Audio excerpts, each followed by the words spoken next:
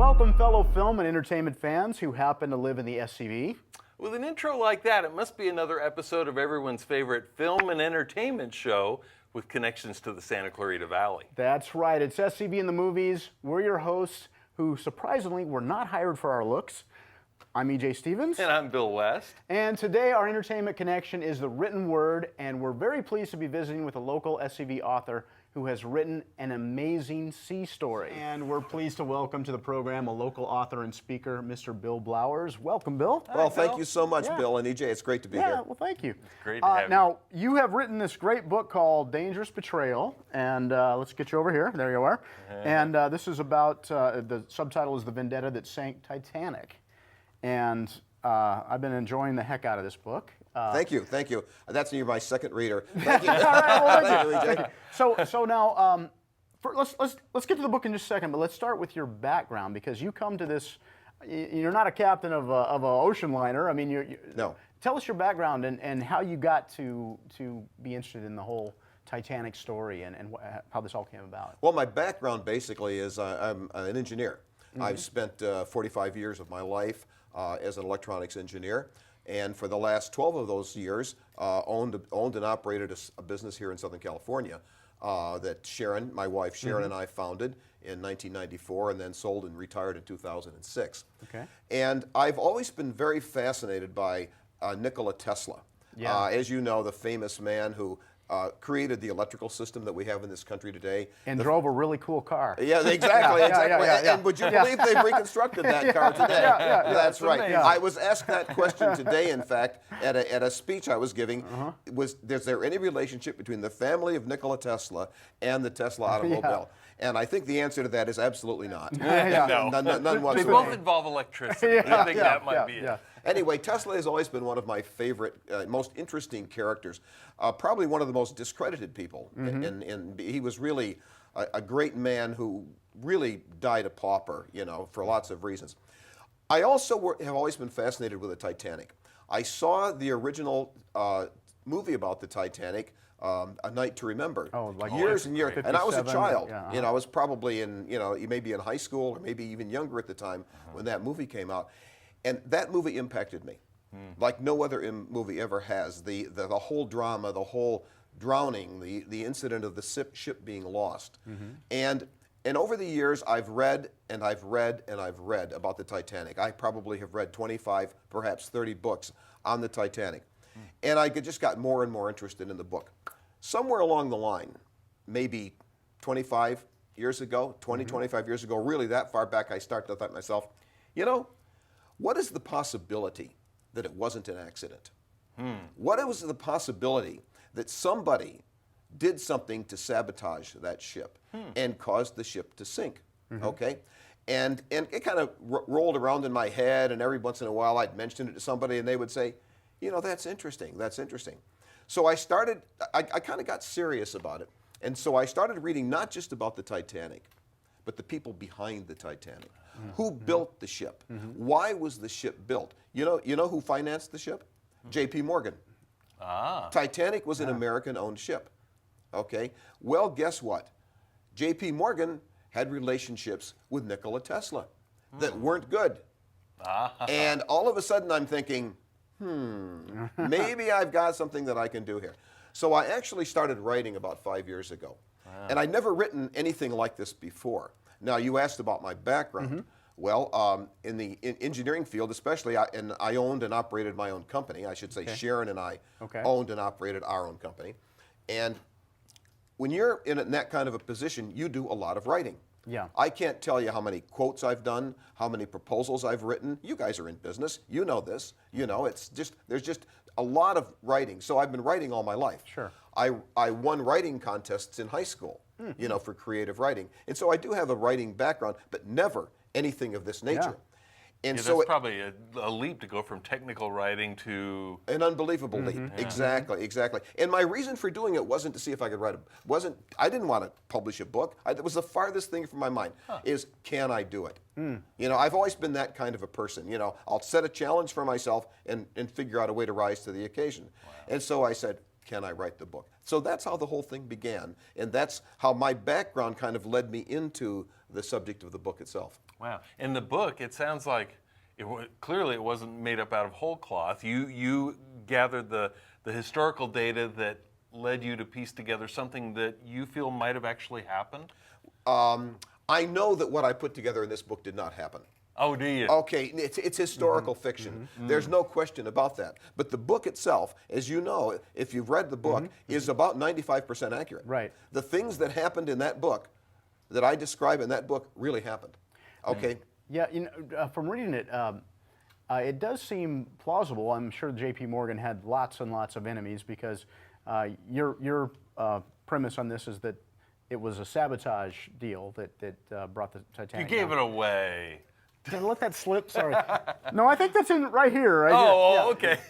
But so I think it is plausible. Have you read anything else or discovered anything else about the stories of the Titanic that have maybe brought the same idea to light, that it was possibly sabotage? No. No? No.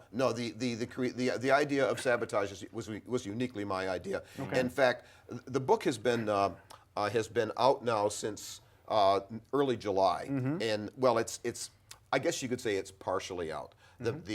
My publisher, which is Morgan James Publishing out of New York, they want the book to be a Christmas release, so it goes into the bookstores on November the 10th. All right, so kind of right now everything is preparing for that. But I've had physical copies of the book since early July, and the deal that I have with the publishers, I can sell as many of the books as I want myself, as long as I don't sell them to bookstores.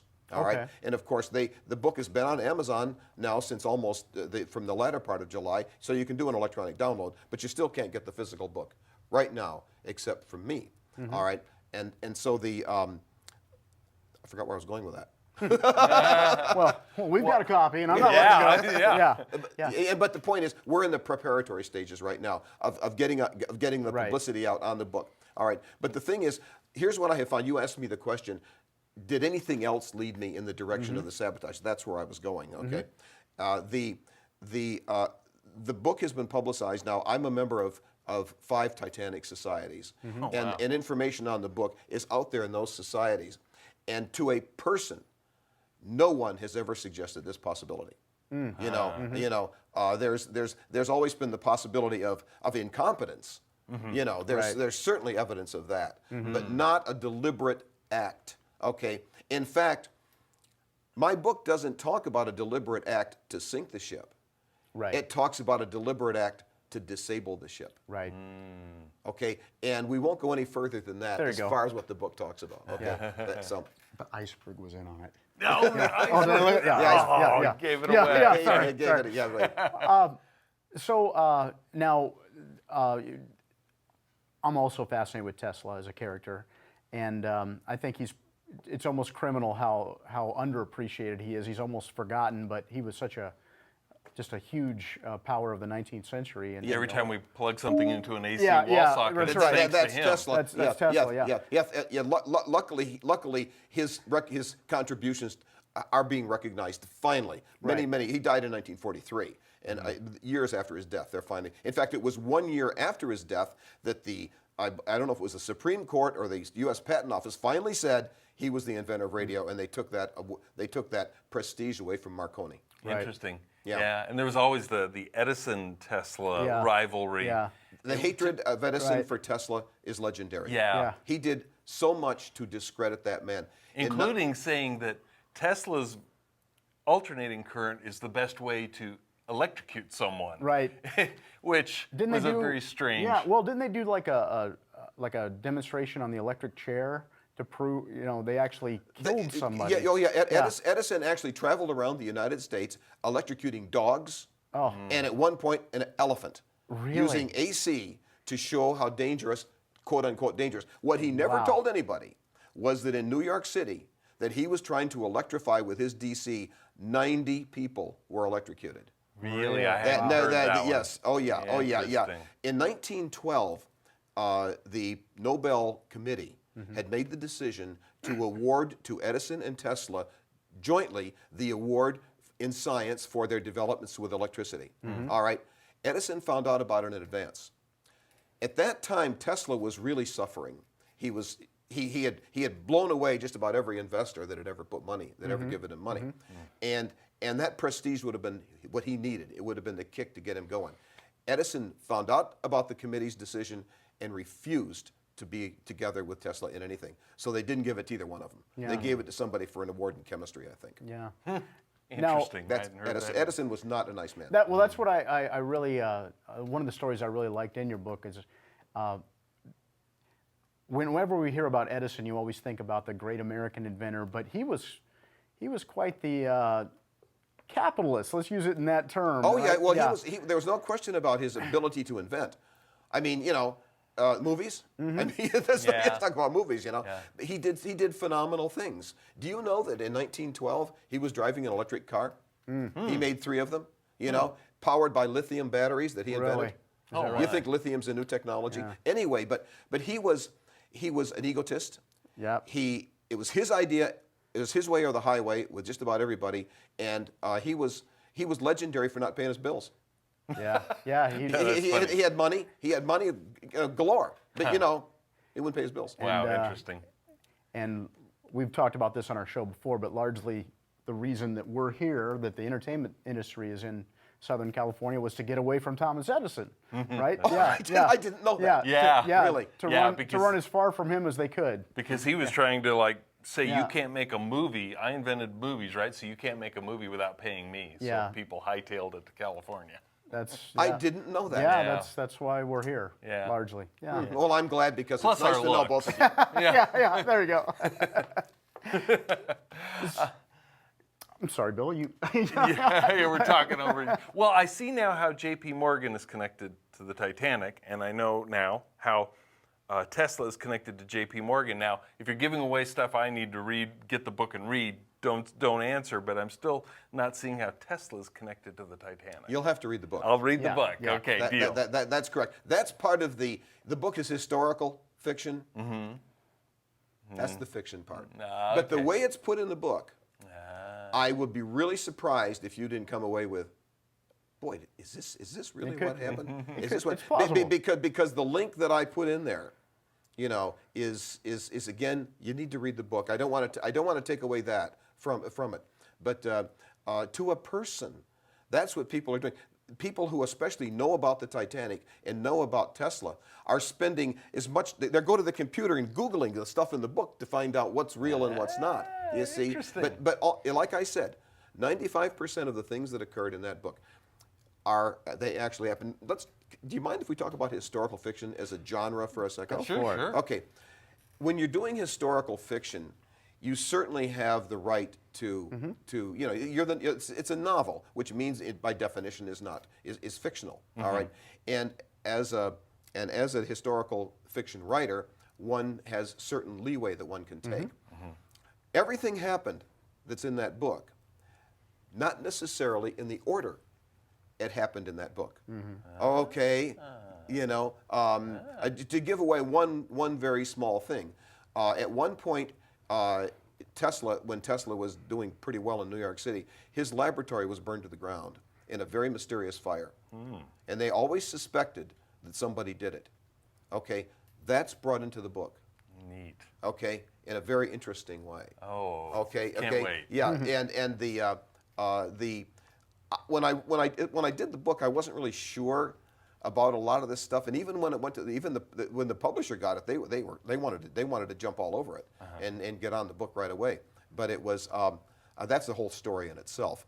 But it's turned out. I was very nervous when it went to the first people to read it, but slowly but surely, because Sharon has read every version of the book, 22 versions. Wow. 22 rewrites of the book. You've crafted this. You've spent time to polish it. Oh yeah, clearly. and I had very fortunately, I had the assistance of some really good professionals. Wow. If there's anybody out there that's listening to this that's an author or wants to be, it is not a solitary job. Anybody that thinks so has never written a book or never tried to sell a book in today's marketplace. You go back a few years, you look at a Mark Twain, some of the great phenomenal writers that existed. Different time, different era, different situation. In today's world, you need a team. Interesting. And when you finish the book, you've done 5% of the work. Anyway, Now, there's the fictional aspect, and as you said, 95% of it is accurate. And so much so that you gave a talk today about Titanic history, right? Yes. You weren't really talking about the fictional part. You have amassed enough data to know a lot of the details. Yes. Interesting. Yeah. I got to go to one of those talks. What do you think? Why is there still such a fascination with Titanic?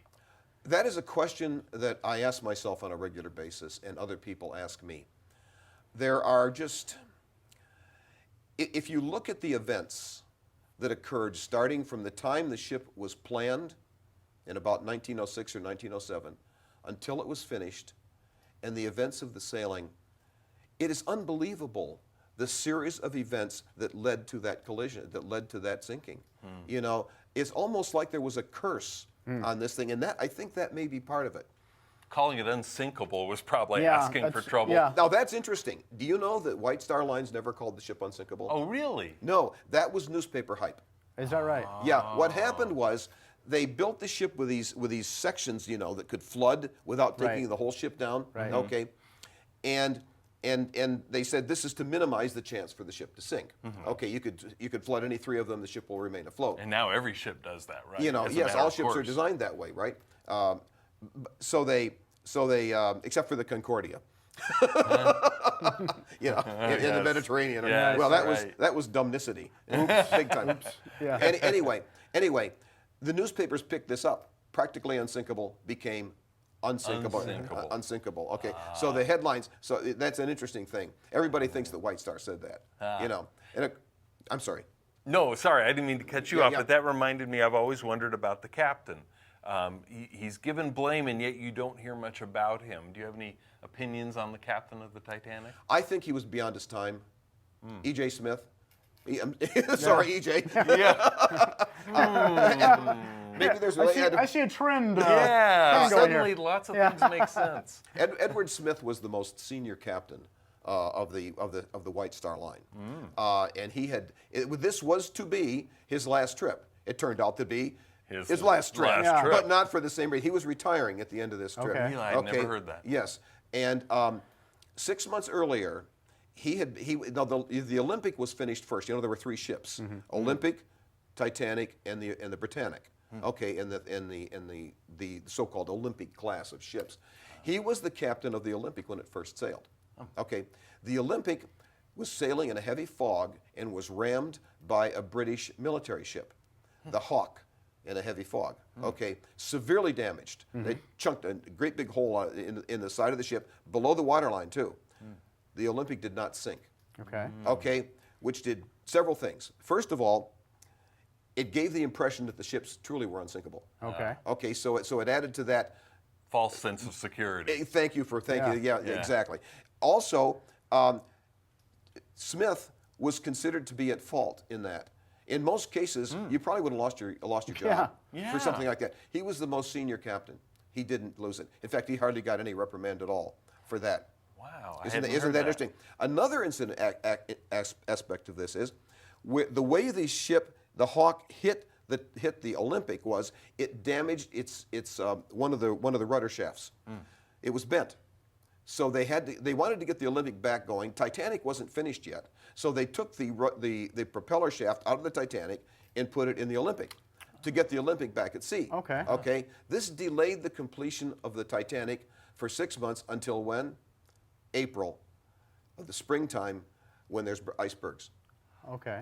Oh, so it wasn't originally going to sail No, it was in iceberg weather. it was going to originally sail in the fall, in the previous fall. Really? my. What happened to the Britannic? Just out of curiosity. The Britannic was completed. It sailed. It was the first two ships are RMS, which means Royal Mail Steamer. The Britannic was HMHS, His Majesty's Hospital Ship. Okay. Okay, and it was used in that era. The ships that were normally used for transportation and for they were ocean liners. They weren't cruise ships. In time of war, they would be converted for war purposes, and it was used as a hospital ship. Okay, it was ultimately sunk in the Mediterranean. Wow. And it's in they know where it is, and it was an act of war. Oh, yeah. Okay. I'm not sure.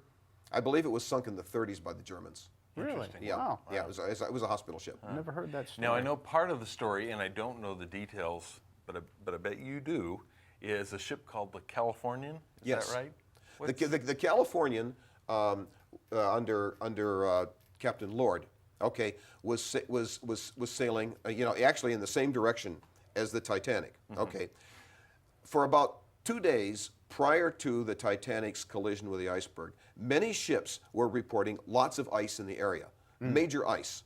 Okay, the Californian arrived in that area before the Titanic did. There was such massive ice that Lord said, "We're stopping for the night. We're not going to proceed at night into a major ice field." Okay, a very, very intelligent move. It is said that, and he went to bed, and they turned off the wireless at about midnight. Was that a common practice, or were they Let's come back to wireless. Remember wireless, we'll come back to that, okay? So the wireless was turned off, all right? Apparently, some members of the crew who were up during the night saw the lights of the Titanic. But for a reason that we don't know, they never got the captain up. Yeah. And the Californian never went to the aid of the Titanic. Really? Wow. Now, since that time, there have been more studies done. There was another ship called the Temple that was in the same area. It was actually closer to the Titanic, tried to get to the Titanic, but because of the ice would not proceed. So there were 2 ships in the area. Lord, as a result of not going to the aid of the Titanic, lost his job.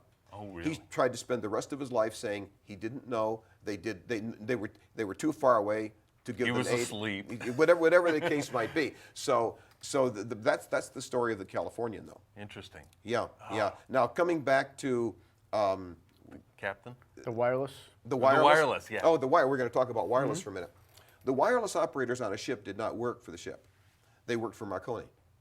I don't know Really? whether it was like they were leased or whatever the case might be to the ship. And so they pretty much were a little on the autonomous side. But still, I mean, they took care of a lot of important messages. But they would make extra money by sending personal messages. Really? Yeah, yeah. And so that's one of the reasons that the Titanic operators, when they were told there was ice in the area, he said, "Leave me alone." Wow. But according to reports, Captain Smith knew 24 hours in advance that he was heading into a major ice field. By the way, that ice field was 30 miles long and about 2 miles wide. We're not talking an iceberg. We're talking a large field of icebergs. Oh, my goodness. Interesting. It was massive. Wow. A very unusual. It had been a warm winter, and a lot of ice had broken off from Greenland, and it was coming down the Atlantic. Let me get something now. Going back to our very beginning, I couldn't let this get by us here. You've won a couple Academy Awards. Yeah. We learned. Yeah, tell us about that. Well, as I think you guys would know, being in the business, there are 2 Academy Award ceremonies. There's the one, for, it's the Motion Picture Academy of Arts and Sciences. Right. Well, the arts one is the one we see, where they walk in and the pretty dresses and all that kind of good stuff. Okay. Well, there's another award held for the science part, the technological awards. Okay, and these are given to the awards to the people that actually make movies possible. For example, we've got television cameras in here, but the movie cameras are taking pictures of guys. As one of the events I was at, one of the actors said, "If it weren't for you guys, my only fans would be my mother and father." Okay, but well, in the early '80s and in the late '80s, I got 2 awards. I worked for a company that manufactured instrumentation that was used in the motion picture industry. Okay. Okay, and I developed for them a unique meter that was used to measure the brightness of screens in movie theaters. That's not an easy thing because the projector is not a continuous light source. Okay, and I was one of the awardees. Okay. All right. I guess for that award. Wow. And then later on, when I had my own consulting business, a partner and I developed a unique exposure meter that contained, for the first time in one product, all of the variables that a cinematographer needs, which are quite different than still photography. Okay, and that won an Academy Award also. Well, that's great. Well, for a show called SCV in the Movies, we're pretty excited to have an Oscar winner in our midst. This is really I have not to. It's not a real Oscar; it's a nice plaque that says you did good, and it's got a great picture of the Oscar on it. That's interesting. By the way, you want to know what it takes to get an Oscar if you're on the technical side? At one of the award ceremonies I was at, Kodak was presented an Oscar for 100 years of service to the film industry. So I've got a lot of years left. All right. Well, we want to thank you, Bill, for being with us today. Folks, if you want to check out Bill's book, as we said, it'll be available for Christmas, but it's available for download now. And also, you have a website that people can find out about it. People can go to billblowers.com. That's Easy to remember. There's an easier one than that. RememberBillsBooks.com. All right. I like that. Click on the tab that says bookstore, and there it is, and you can buy the physical book with PayPal or a credit card. And there's I've enjoyed your website. There's other reasons to go there. Just to let people know, you do motivational speaking. You have written poetry. You have a lot of amazing stuff, and I look forward to enjoying your book. Well, thank you, Bill. Yeah. Well, thanks for being with us. Thanks for joining us. Yeah. And we thank you all for joining us right here on SCV in the Movies. You can catch us anytime at scvinthemovies.com. For Bill and myself, thanks again for joining us. See us again next time on SCV in the Movies.